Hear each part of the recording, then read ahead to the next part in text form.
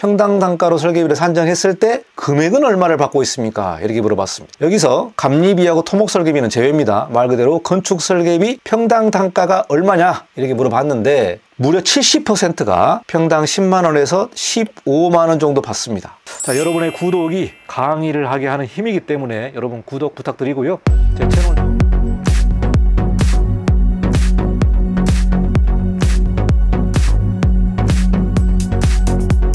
건축사법을 좀 보도록 하겠습니다. 법적인 근거를 좀 보면서 우리가 설계비를 좀 논의를 해봐야 되는데요. 건축사법 19조 3회 공공발주 사업 등에 대한 건축사의 업무 범위 및 대가 기준이라는 부분이 건축사법에 나와 있습니다. 자, 이 부분은 뭐냐? 공공프로젝트 설계비를 그 업무 범위와 대가 기준을 법으로 정리해 놨습니다. 법으로 정리해 놨다. 자, 공공프로젝트에 관련된 한정된 내용이 되겠습니다. 19조의 3을 보면 건축사의 건전한 육성과, 이 내용도 매우 중요합니다. 건축사의 건전한 육성과 설계 및 공사감리의 품질을 보장하기 위해서 다음 각 호에 해당하는 자는 건축사 업무에 대하여 고시한 대가 기준을 적용해서 발주해야 한다. 자, 여기서 보시면 국가가 발주하는 사업이라든가 지방자치단체 그리고 공공기관 또 대통령령으로 정하는 기관과 단체에서 업무를 발주할 때는 건축 설계비는 법에서 정해놓은 대가 기준을 적용해서 발주해야 된다고 말하고 있습니다. 자, 그러니까 공공기관에서 100억짜리 공사를 할 때에 이 100억에 맞는 설계비 대가 기준을 적용을 해서 예산을 짜야 되고 그 설계에 관련된 발주를 해야 됩니다. 그래서 현재 공공프로젝트의 설계비가 1억 원 이상인 경우에는 경쟁을 통해서 우리가 설계자를 선정하게 되어 있습니다. 그게 바로 현상설계죠. 지금 현재 60대 1, 50대 1, 100대 1 이러는데 공공설계비가 민간설계비보다 상당히 큽니다. 물론 업무 범위가 조금 다릅니다만은 설계비로 따져보면은 민간설계비하고는 상대가 안 될 정도로 크기 때문에 공공설계에 많은 사람들이 참여를 하고 현재 현장이 너무나 안 좋기 때문에 신축 같은 경우는 거의 물량이 60%가 줄었습니다. 60%가 줄었다 하면은 거의 건축사 사무소가 고사 직전이다라고 우리가 볼 수 있죠. 이러다 보니까 공공설계에 많이 참여를 하는데 공공설계는 그만큼 설계 대가가 좋기 때문에 경쟁이 매우 치열한 상황에 있다. 이렇게 볼 수 있을 것 같습니다. 건축사법을 요약을 하면은 공공프로젝트는 법에서 정한 설계비 대가 기준에 맞춰서 발주를 해야 된다. 이 부분을 다시 한번 말씀드리겠습니다. 자, 19조의 3을 보면은요, 고시한 대가 기준을 적용해서 발주해야 된다. 중요한 부분이 바로 고시한 대가 기준을 적용해라. 이렇게 나와 있습니다. 그러면 민간발주 설계는 어떻게 됩니까?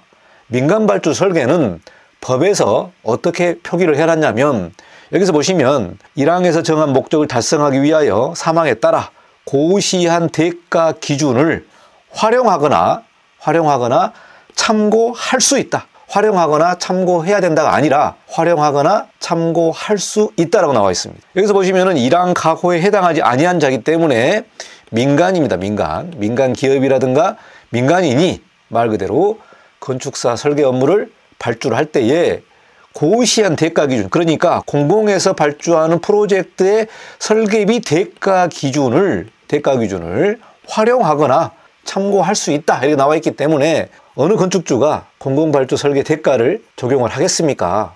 적용하지 않습니다. 왜 그러냐면 최근에 이제 건축주들을 보면은요, 건축사 사무소를 10개를 만나서 설계비를 다 받아봅니다. 다 받아보고 여기서 내고하고 깎고 이런 상황이기 때문에 10개 업체가 담합을 할 수가 없죠. 담합은 또 법적으로 금지되어 있기 때문에. 이러다 보니까 최종적으로 제안한 설계비가 천차만별입니다. 천차만별. 이래서 이 일을 따기 위해서 정말 저가로 들어가는 건축사 사무소도 많습니다. 그리고 정말 제대로 된 설계비를 제안하게 되면은 아니 왜 이렇게 비쌉니까? 당신이 제일 비쌉니다. 이렇게 말하는 부분이 많기 때문에 현장에서 무한 경쟁에서 살아남기 위해서는 설계비를 쥐어짜서 저가로 들어가는 상황이 현재 현장에서 일어나고 있는 상황입니다. 그래서 공공발주 고시 대가 기준은 국토부 장관과 기획재정부 장관, 산업통상자원부 장관이 협의해서 정하고 고시해야 된다. 이게 바로 건축사 업무에 관련된 대가 기준의 법적인 내용이 되겠습니다. 그래서 이 대가 기준의 고시가 어디에 나와 있냐면 공공발주 사업에 대한 건축사의 업무 범위와 대가 기준이라는 이 규칙에 나와 있는데요. 11조 설계 업무 대가의 산정을 보면은요, 건축 설계 업무 대가는 별표 4를 적용하여 산정한다라고 구체적으로 대가 기준의 내용을 별표로 규정을 하고 있고, 이 별표에 따라서 건축 설계비가 정해지고 있다, 이렇게 보시면 될 것 같습니다. 민간에서 혹시 민간 건축만 하시는 분들은 이 별표 4 설계비를 한번 좀 살펴보시면 여러분의 설계비가 공공 대비 얼마나 적은지 알 수가 있을 것 같습니다. 그러면 법에서 정한 설계 업무 대가 산정에 관련된 별표를 좀 보면서 공공발주 사업의 설계 대가 기준이 어떻게 되는지 좀 보도록 하겠습니다. 공공발주 사업에 대한 업무 범위와 대가 기준 별표 4입니다. 건축 설계 대가 요율인데요, 2020년 9월에 한번 개정이 됐습니다.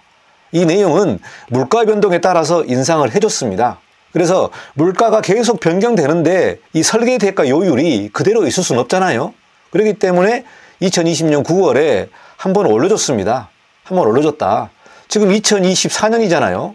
2020년 물가와 2024년도가 다르기 때문에 이 설계 대가 요율도 조만간 올라가지 않을까 예상을 합니다. 자, 여기서 보시면은 공사비가 나옵니다. 공사비가 5천만 원부터 5천억 원까지 굉장히 긴 그 스펙트럼이 나와 있습니다. 자, 그리고 건축물의 용도에 따라서 1종과 2종과 3종으로 나눠지고요. 또 건축물의 기능과 또 면적이라든가 이런 내용들을 보고 단순, 보통, 복잡으로 또 분류를 합니다. 그러니까 가장 쉬운 거는 1종 단순의 기본이겠죠. 말 그대로 창고를 만약에 설계를 한다면은 뭐 단순하고 기본적인 내용이겠죠. 이런 경우는 1종 단순이겠죠.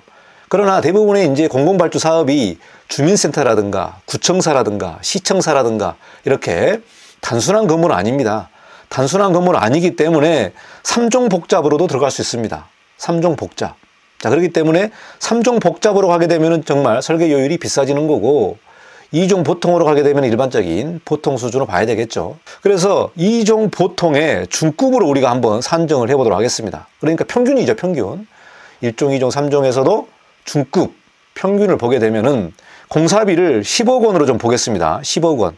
10억 원 같은 경우는요, 2종 보통 중급인데요, 대지 면적이 50평에 연면적 100평이면은요, 최근 공사비가 평당 1,000만 원까지 올랐습니다. 그러니까 대지 면적이 50평이면 꼬마 빌딩이라고 우리가 볼 수 있잖아요. 꼬마 빌딩이라고 볼 수 있는데 공사비가 10억이다. 10억이면은 설계비가 어떻게 되느냐? 5.32%입니다. 5.32%.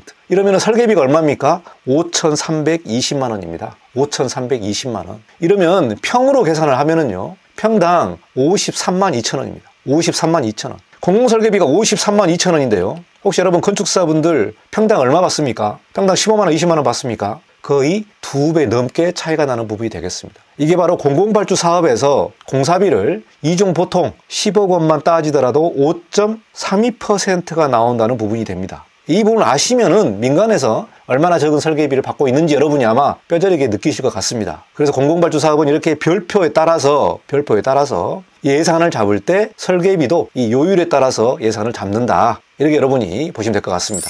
대한건축사협회 홈페이지를 가시면요, 건축사 회원분들에게 이런 서비스를 하고 있습니다. 어떤 서비스냐면은 공공발주 사업에 대한 건축사의 업무 범위와 대가 기준의 이 표가 있는데요, 여기서 표를 입력을 하면은 자동적으로 설계비를 계산을 해줍니다. 총 공사비 입력 방식, 평당 공사비 입력 방식, 제곱미터당 공사비 입력 방식, 여러 개 입력 방식이 있는데 총 공사비 입력 방식을 누르고요, 2종 보통 누르고 중급을 누르면 공사비가 10억 원이다. 여기서도 똑같이 5.32%가 나오죠. 5.32%, 5,320만 원의 설계 대가가 나오게 됩니다. 그래서 대지 면적 50평, 설계 면적 100평, 정말 설계비가 민간에서 5,320만 원까지 받는다? 정말 이거는 어지간한 사람이면 받을 수 없는 금액입니다. 50평이면 작은 꼬마 빌딩입니다. 꼬마 빌딩인데 이거를 5,320만 원 받는다? 이거는 정말 공공설계비에 대해서 민간과 너무나 큰 갭을 보여주고 있습니다. 자, 최종 공사비는 우리가 알 수가 있습니다. 건축 설계하는 사람들은 착공신고 때 시공자가 제출하는 도급계약의 그 계약 금액을 알 수가 있죠. 그러니까 총 공사비 금액을 알 수가 있습니다. 그 금액을 알고 내 설계계약서에 설계비를 보면은 몇 %인지 여러분이 가늠할 수 있지 않겠나 생각이 듭니다.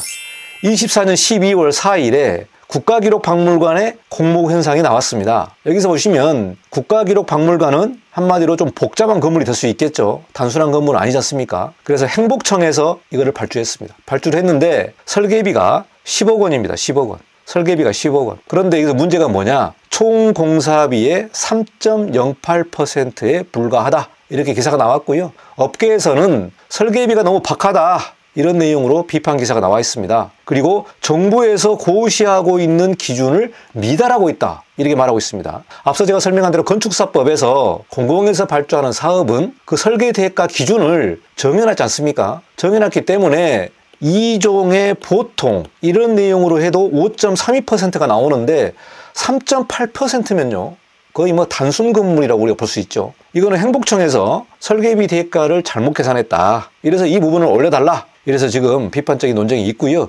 국토부 고시에 따르면 설계도서의 양을 중급 또는 상급으로 상정할 경우에 최소 대가 요율은 4.44%에서 5.32%까지 상승한다. 이렇게 나와 있습니다. 그래서 2종, 보통 5.32% 그러면 공사비 대비 5.32%의 설계 요율을 정하는 것이 정부에서 이를 집행할 때 올바른 방법이다. 이렇게 알 수가 있겠죠. 그럼에도 불구하고 3.08%면 너무 작기 때문에 이 부분은 시정이 될 것으로 보고 있습니다만은 또 이걸 계속 밀어붙일 수도 있겠죠. 이 내용을 앞으로 좀 두고 봐야 될 것 같습니다. 건축사 업무를 하게 되면은 건축사에 의무 가입을 해야 됩니다. 대한건축사협회에 의무 가입을 해야 되는데요. 지금 16,000개 건축사 사무소가 의무 가입이 되어 있습니다. 2023년부터 대한건축사협회에서 건축사법 개정을 추진하고 있습니다. 어떤 내용이냐? 바로 조문 삭제를 추진하고 있는데요. 제가 앞서 설명한 대로 공공발주 사업 등에 대한 이 문구를 삭제하는 겁니다. 삭제한다. 즉 공공과 민간 사업을 통합을 하는 거죠. 일원화시키는 부분이 되겠습니다. 이거를 없애버리면은 모든 민간 프로젝트가 여기에 해당되는 내용이 되겠습니다. 건축사의 업무 범위 및 대가 기준. 자, 공공발주 사업을 빼버리면은 모든 설계는 고시한 대가 기준을 적용해서 발주해야 된다라고 통합이 될 수가 있습니다. 이렇게 되면은 건축 설계 대가가 상당히 많이 올라갈 것으로 봅니다. 자, 이게 우리가 어떻게 볼 수 있냐면 감리 대가가요. 감리 대가가 예전에 법으로 정해진 게 없었습니다. 이러다 보니까 감리비도요 정말 천차만별이었습니다. 그런데 허가권자 지정감리 추진하면서 감리 대가를 정부에서 정한 요율대로 계산을 하다 보니까 감리비가 상당히 정상화됐습니다. 이렇게 감리비가 정상화돼야 현장에서 감리를 제대로 볼 수 있는 겁니다. 그러나 설계비가 너무 싸면은 설계 품질이 제대로 나오겠습니까? 설계 비용이 너무 싼데 일한 만큼 비용을 못 받고 설계비가 너무 작으면 설계 품질이 올라갈 수 있냐 이 말이죠.